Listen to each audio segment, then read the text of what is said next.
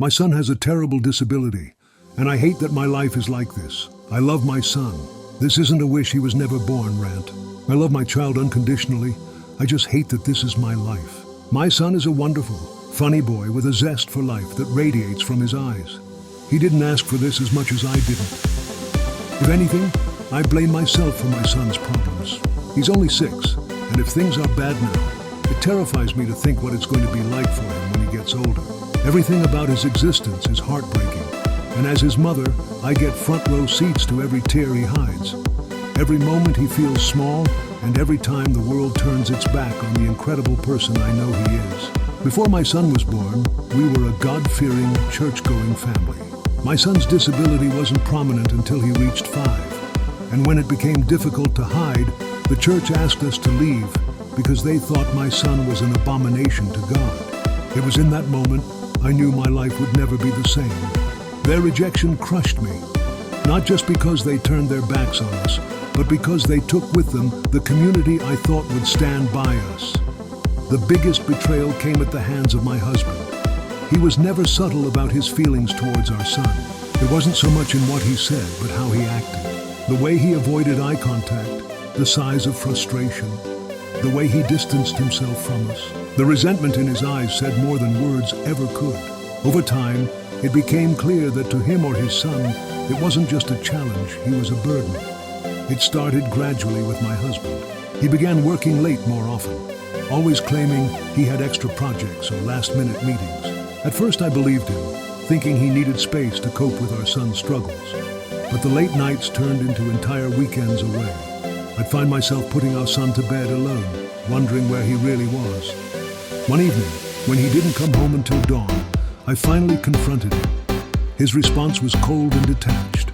He didn't deny the affair. He didn't apologize. He simply shrugged and said, "I can't do this anymore.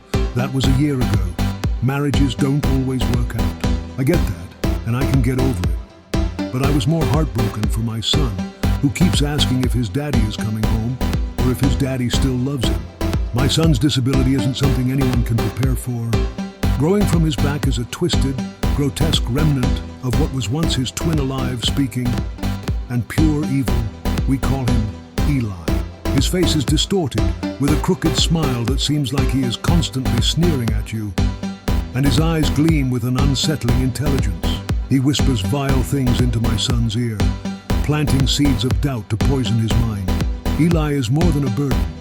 It's as if his very existence thrives on tormenting us both. As my son grows, so does Eli. What began as a small, unsettling presence on his back has now become something far more horrifying. Eli's body is expanding, and his limbs pushing out further, with his face growing more defined and sinister. My son's posture has started to bend under the weight of him. Walking has become difficult, with each step a struggle as Eli clings tighter, growing heavier by the day. His whispers have grown louder too, more insistent, as if he only exists to taunt me and my son. Lying in bed, I was jolted awake by the sound of shuffling footsteps moving through the house.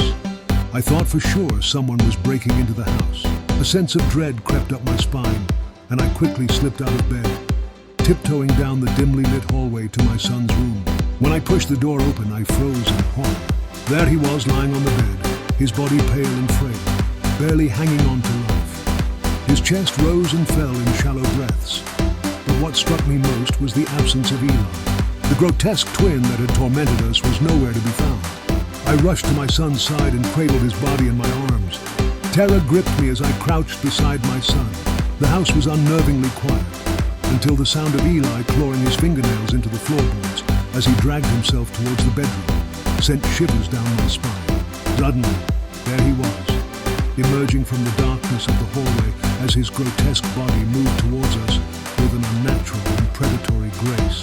With a sickening fluidity, Eli began to meld back into Callum's back, their bodies merging in an abnormal union. My son gasped, his eyes wide with terror, and at that moment I knew this nightmare was far from over. As the weeks progressed, I noticed a change in Callum.